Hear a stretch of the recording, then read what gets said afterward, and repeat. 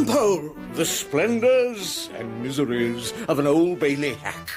Some cases of Horace Rumpole, barrister at law, as told to and written down by John Mortimer, with Maurice Denham as Rumpole and Margot Boyd as Hilda.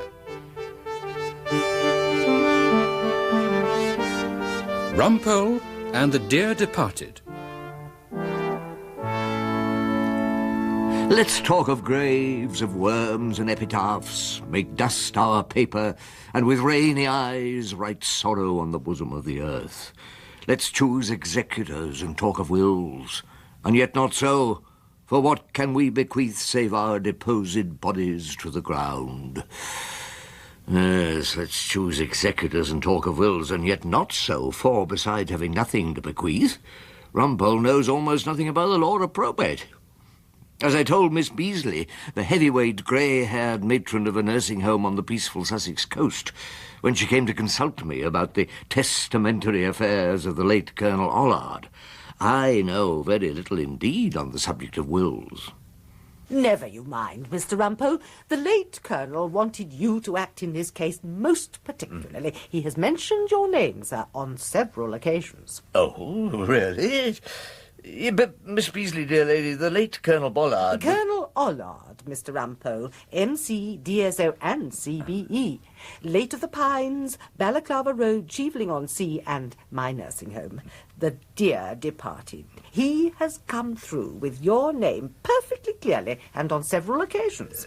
Come through with it, Miss Beasley? That is what I said, Mr. Rumpole. We should be alleging fraud against the other side, Mr. Rumpole. The person who'd spoken was Mr. Pontefract, an elderly type of solicitor with a dusty black jacket and a high stiff collar. He was someone I felt sure who knew all about wills, not to mention graves and worms and epitaphs. Fraud? Ah, now there is a subject I know something about. And we are alleging fraud against... Mr. Percival Ollard, Mrs. Percival Ollard. That Marcia, she didn't give a toss for the Colonel. And young Peter Ollard, their son, aged 13 years, represented by his parents as guardian. The Colonel thought Peter was a complete sissy, Mr. Rumpole. The boy didn't give a toss for military history. He was more interested in ballet dance. Young Peter, it appears, had ambitions to enter a school of dance. Oh, you should have heard Colonel Ollard on the subject. Yes, I can well imagine.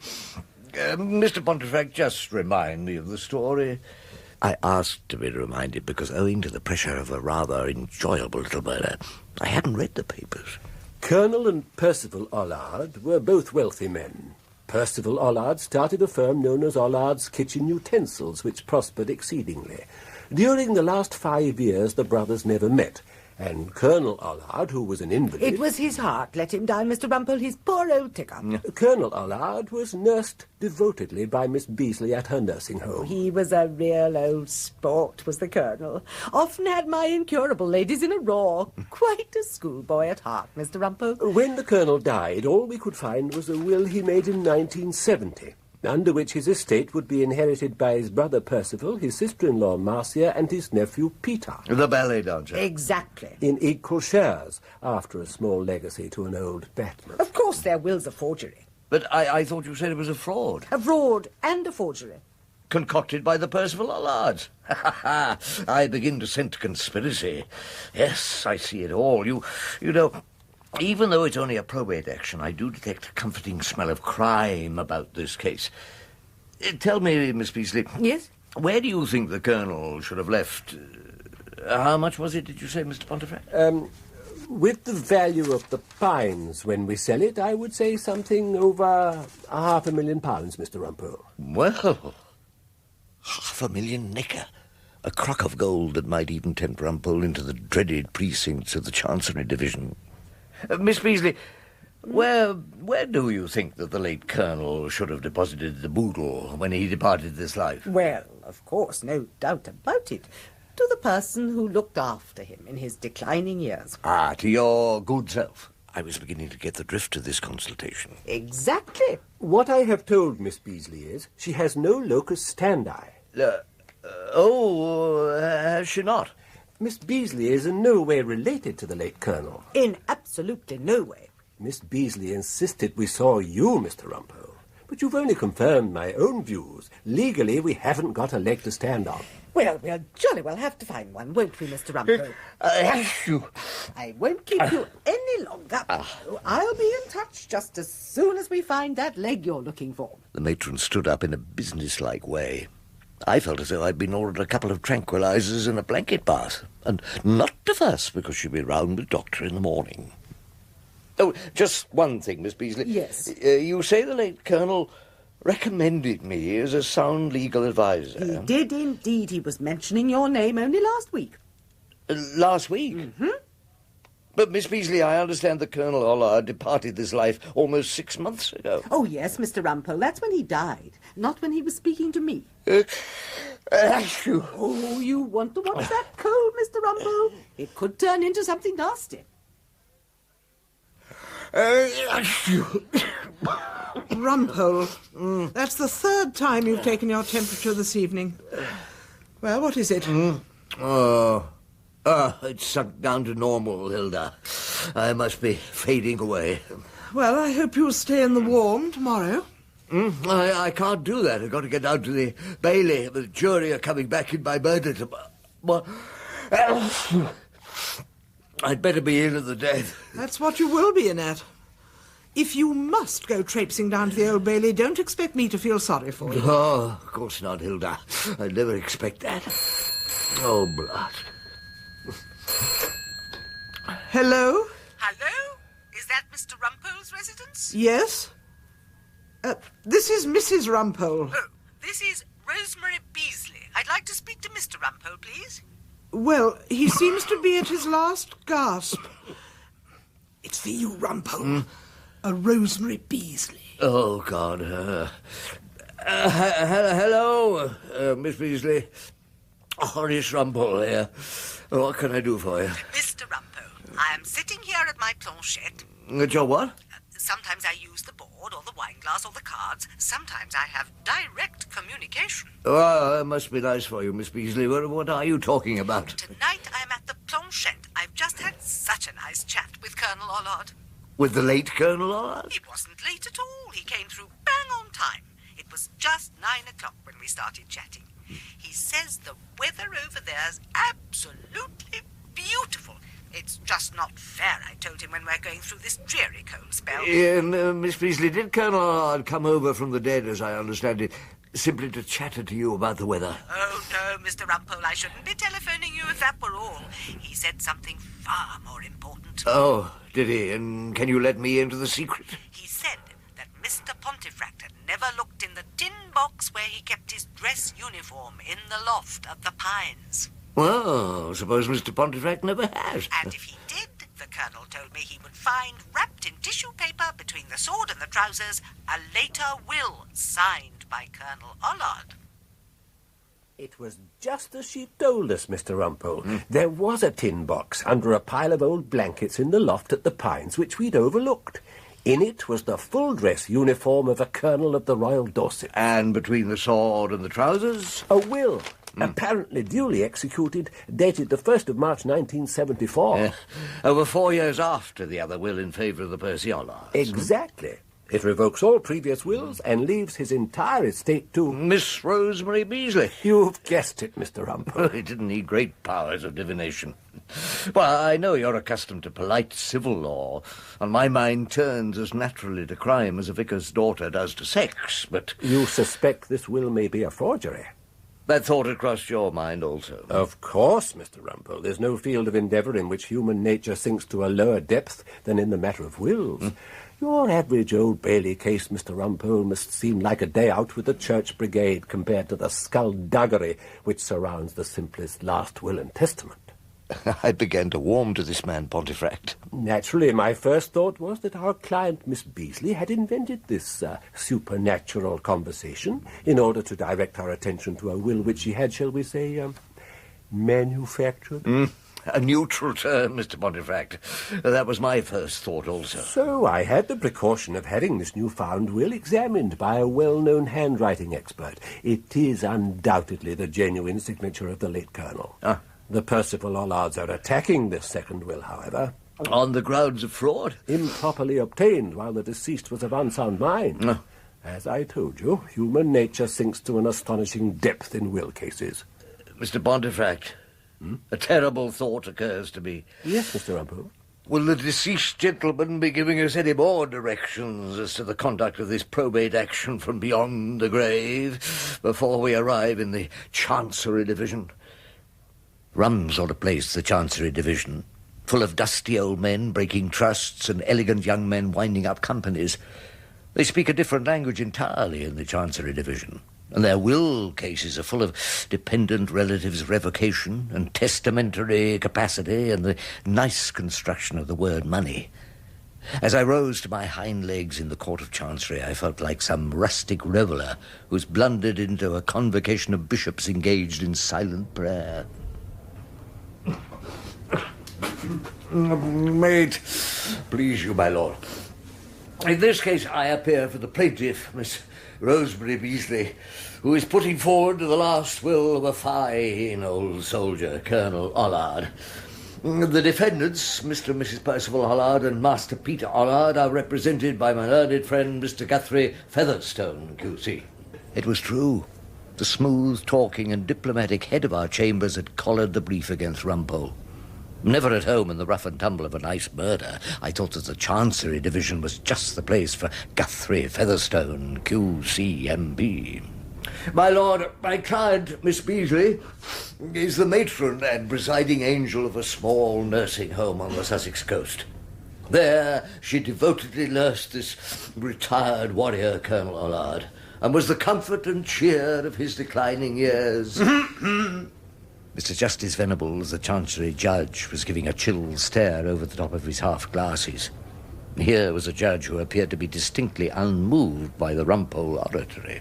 Declining years during which his only brother Percival and Percival's wife Marcia never troubled to cross the door of the home to give 5 minutes of cheer to the old gentleman. And Master Peter Allard was far too busy cashing the postal orders the Colonel sent him to even send a Christmas card to his elderly uncle. Oh, blow, blow, thou winter wild. Thou art not so unkind as man's ingratitude. Mr. Rumpole? My lord? I think perhaps you need reminding that jury box is empty. I looked at it. His Chancery Lordship was right. The 12 puzzled and honest citizens picked off the street at random were conspicuous by their absence. This was one of those occasions strange to Rumpole, a trial by judge alone. It is therefore, Mr. Rumpole, not an occasion for emotional appeals. Perhaps it would be more useful if you gave me some relevant dates and a comparison of the two wills. Yes, certainly, my lord. By his true last will of the 1st of March, 1974, the late Colonel recognised the care of a devoted matron. Just the facts, Mr. Rumpole. Just give me the plain facts. And the plain fact is, under the previous will of the 15th of February 1970, the Percival Allards had managed to scoop the pool. And finally, matron, what did you think of the deceased? He had his little ways, of course, but he was always a perfect gentleman. And what did you call each other, for instance? It was always Matron and Colonel Allard. Yes. Miss Beasley, during the time that Colonel Allard was with you, did Mr. Percival Allard visit him at all? I think he came over once or twice in the first couple of weeks. Once he took the Colonel for a run on the Downs, I think, and a tea out. But after that? Oh, no, he never came at all. And his family, his wife Marcia and the young Nijinsky? The young what, Mr. Rumpole? Master Peter Allard, my lord, a lad with a taste for the ballet. Oh, no, I never saw them at all. Yes. Thank you. Just wait there a moment, will you, Miss Beasley? Oh, yes. Miss Beasley, you say that Colonel Allard had his little ways. Yeah, he did, yes. For breakfast, for example, did the Colonel dislike rashers of bacon which were more than exactly 4 inches long? He disliked a lot of things, Mr. Featherstone, including young boys who indulged in ballet lessons. Just answer the questions, Miss Beasley. Try not to score points off the other side. Oh, dear. I don't think his lordship is exactly warm to matey. And did he measure his bacon to make sure it was the correct length? Seems a perfectly reasonable thing to do.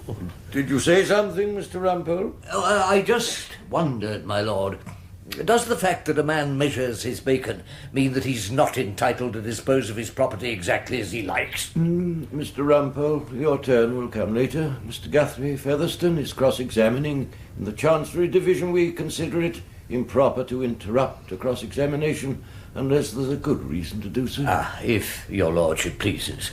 As a rank outsider, I am, of course, delighted to get your lordship's instructions on the mysteries of the Chancery Division. I suppose his lordship thinks that down the Old Bailey we interrupt opponents by winking at the jury and singing sea shanties. Let me ask you something else, Matron.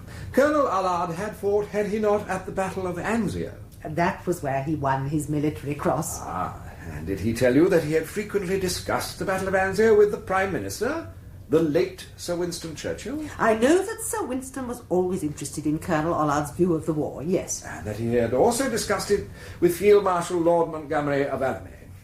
Colonel Allard called him Bernard. Oh, really? And with the then Soviet leader, Mr. Stalin. Did Colonel Allard call him Joseph? No, he always called him Mr. Stalin. Very respectful, if I may say so. Oh, please, Featherstone, don't try and make her funny.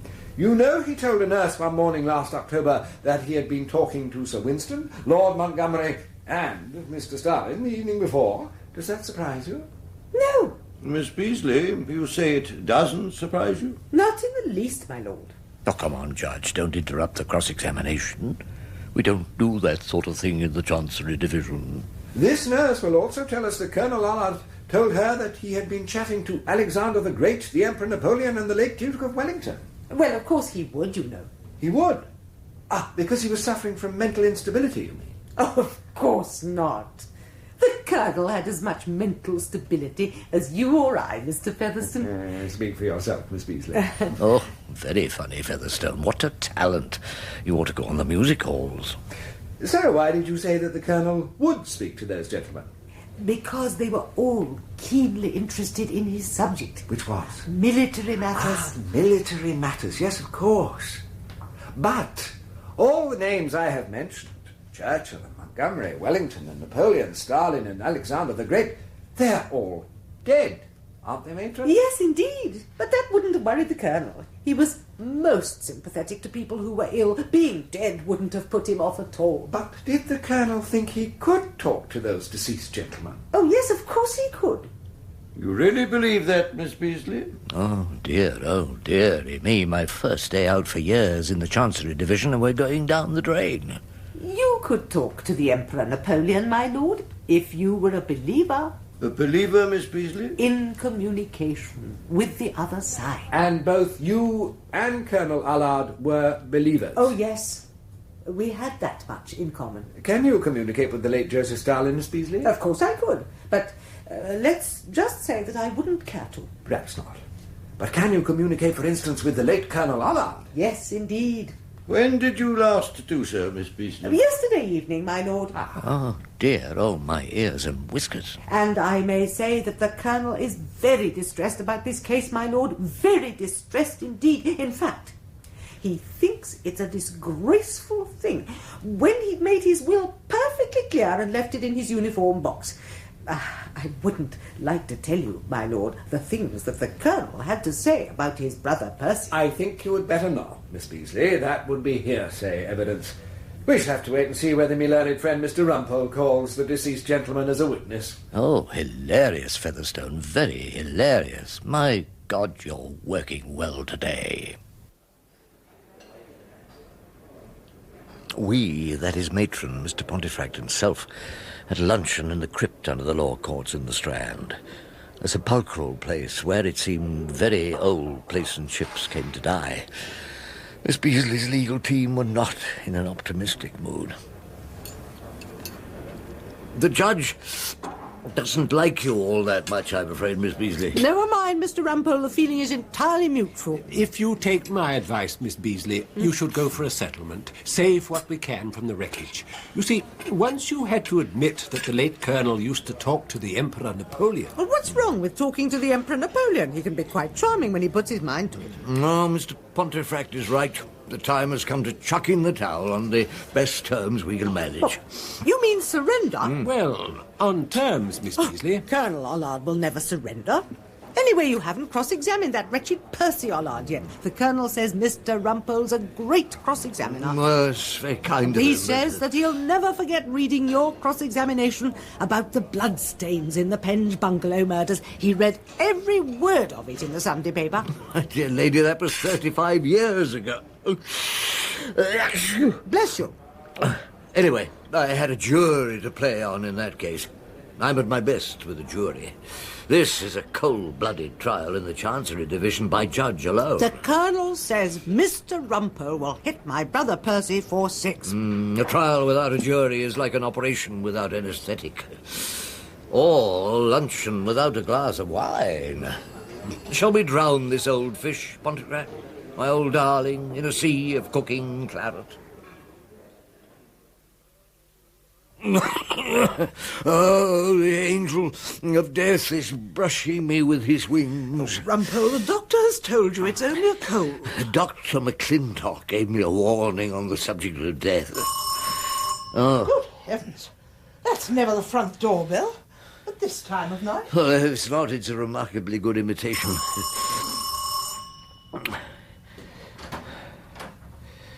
Yes? I'm Rosemary Beasley. Is your husband in? Well, I can see him there.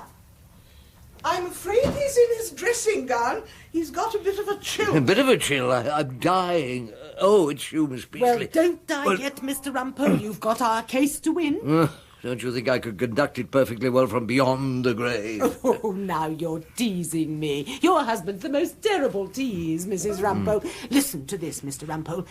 The Colonel says that he has an urgent message for you. He'll deliver it here tonight, so I brought the board. The what? The planchette.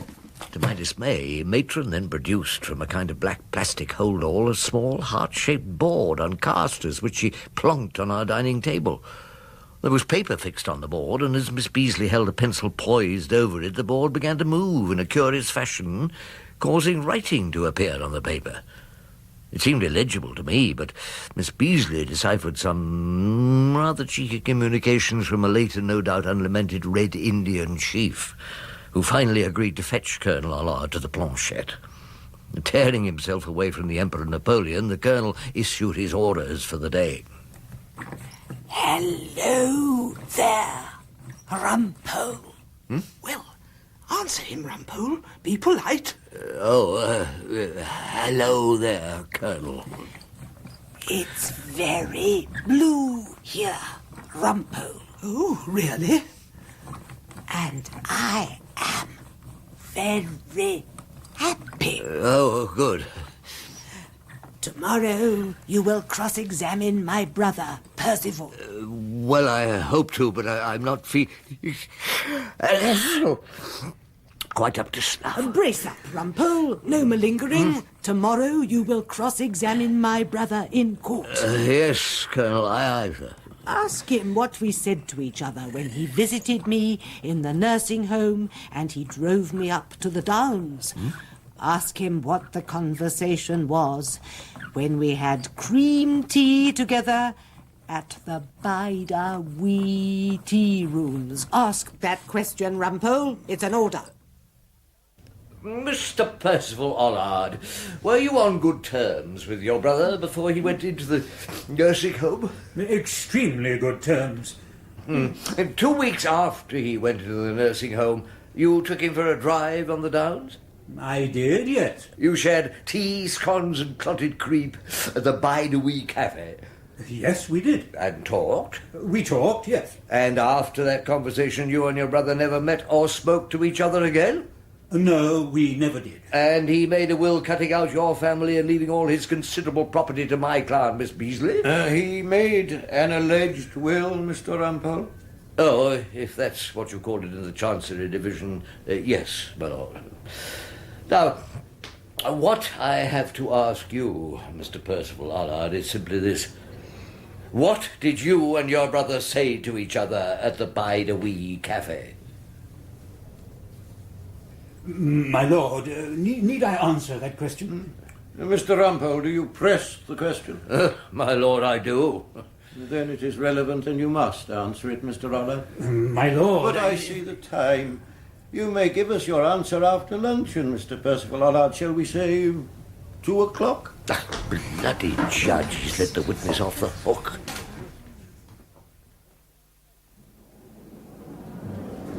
Ah, Rumpole. Can I have a word?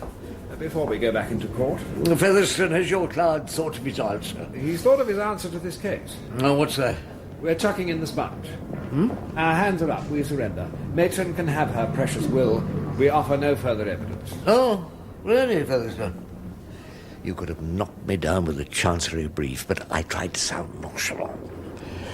Oh, that's very satisfactory. I say, Rumpole, a fellow must be certain of his fee. You'll let me have my costs out of the estate, won't you? Well, I suppose so. I'd better just check. With your client? Oh, no, with the dear departed. As the defendants now raise no objection, I pronounce for the will of the 1st of March in favour of Miss Beasley. All parties will have their costs out of the estate. Thanks most awfully, Mr. Rumpole. The Colonel knew you'd pull it off and hit them for 6. Miss Beasley, may I call you matey? Please. What's the truth of it? What did the brothers say to each other over the scones of Darjeeling? How would I know, Mr. Rumpole? Only the Colonel and his brother know that. As a matter of fact, I found out as I was walking back to chambers with my ex-opponent Guthrie Featherstone. No reason why you shouldn't know, Rumpole.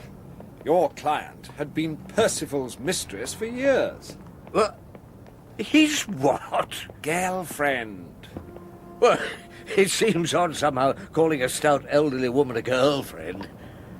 And are you trying to tell me intimacy actually took place? Regularly, apparently. On a Wednesday, matron's afternoon off. When the Colonel went into the home, she dived into bed with him and deserted Percival. The meeting at the tea room was when the Colonel told his brother all about it and said he meant to leave his money to Rosemary Beasley. But why couldn't your client have told us that? His wife, Rumpole. His wife, Marcia. She's a battle-axe, and there would have been hell to pay if she found out, so we had to settle. Well, Featherstone. Matron femme fatale. I'd never have believed it. What did I believe? That the Colonel spoke from the grave? Or the matron used him because the vital question caused her deep embarrassment? All I know is I don't fancy the idea of it over there. I shouldn't care for long chats with Colonel Allard and the Emperor Napoleon, even if Joseph Stalin were to be of the party.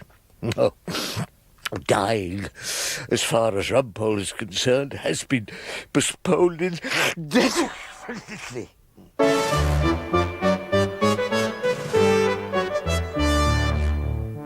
That was Maurice Denham as Rumpole, Margot Boyd as Hilda, and Michael Spice as Guthrie Featherstone in The Dear Departed. Mr. Justice Venables was played by Peter Pratt, Mr. Pontefract, Preston Lockwood, Percival Allard, Martin Friend, and Rosemary Beasley, Jill Balcom.